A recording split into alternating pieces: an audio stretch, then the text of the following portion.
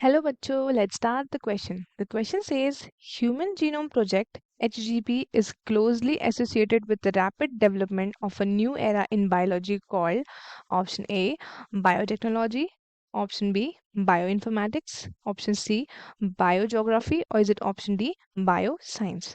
So first of all, let's start with our key concept. The key concept over here is Human Genome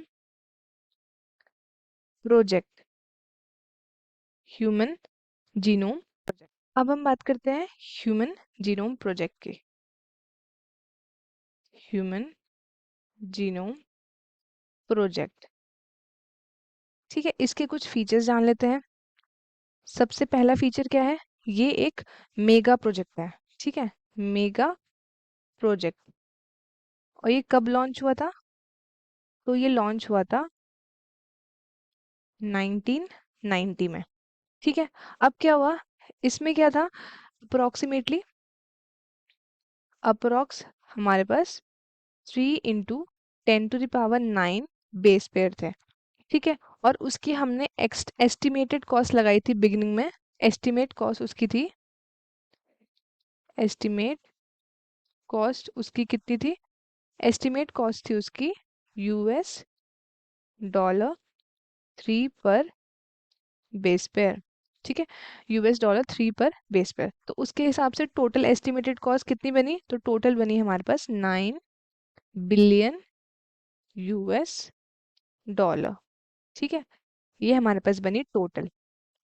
अब इसके बारे में next चीज क्या है कि अगर हम उतना डेटा हमने स्टोर किया है, ठीक है, तो उसके लिए हमें बहुत सारी बुक्स चाहिए होंगी।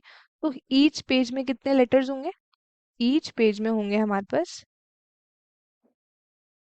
1000 लेटर्स, ठीक है। ईच पेज में 1000 लेटर्स। और ईच बुक में कितने होंगे पेजेस?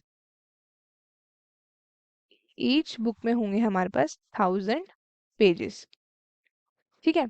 तो उस हिसाब से हमको कितनी बुक्स चाहिए होंगी? उस हिसाब से हमारे पास बुक्स आएंगी 3300 बुक्स, ठीक है। अब ये जो है हमें इंफॉर्मेशन मिली है DNA sequence from a single human cell. एक सिंगल ह्यूमन सेल से हमें जो डेटा मिला उसके बारे में बात हो रही है। अब क्या है, उस एनॉर्मस डेटा को कलेक्ट करने के लिए हमें हाई स्पीड कंप्यूटेशन डिवाइसेस भी चाहिए, उनको स्टोर करने के लिए, एनालाइज करने के लिए, ठीक है। तो इसलिए एचजीपी जो था वो क्लोजली एसोसिएटेड था, क्लोजली एसोसिएटेड था विथ बायो इन्फॉर्मेटिक्स, ठीक है।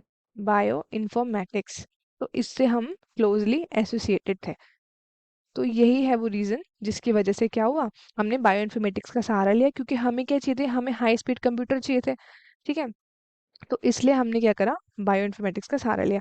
अब बायो इन्फॉर्मेटिक्स क्या होता है? तो इसको हमने डिफाइन किया वो एप्लीकेशन ऑफ टूल्स या फिर कंप्यूटर या फिर एनालाइजिंग किसी एक डेटा को जो आपका कौन सा हो, वो बायोलॉजी से रिलेटेड हो, ठीक है।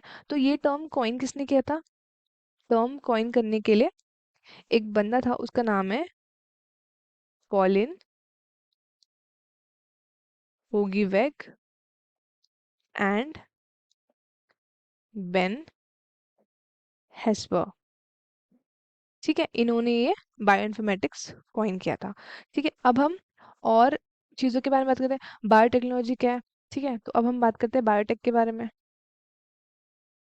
बायोटेक्नोलॉजी, ठीक है। अब बायोटेक्नोलॉजी वो एक ब्रांच ऑफ साइंस है, ठीक है, जिसमें हम क्या करते हैं? लिविंग ऑर्गेनिज्म या फिर उनके पार्ट से हम डिफरेंट डिफरेंट प्रोडक्ट्स को जनरेट करते हैं, ठीक है। जैसे कि इसका एग्जांपल है हमारे पास ब्रूइंग या फिर बेकिंग ब्रेड, ठीक है। इसमें हम क्या करते हैं? इसमें हम ईस्ट का यूज करते हैं। उस ईस्ट का नाम क्या है? उस ईस्ट का नाम है सैक्रोमाइसीस सेरावाइसीस, ठीक है।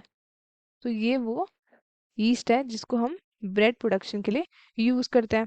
अब ये बायोटेक्नोलॉजी टर्म किसने दिया था? तो ये जो टर्म है वो दिया था कार्ल एर्के ने, ठीक है। और इन्होंने कब दिया था? 1919 में, ठीक है।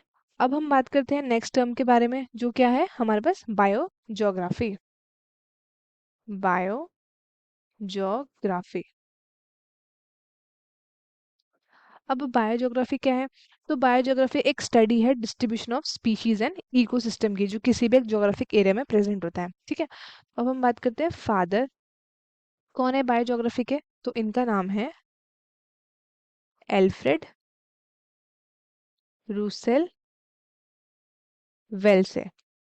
ठीक है, एल्फ्रेड रुसेल वेल्से।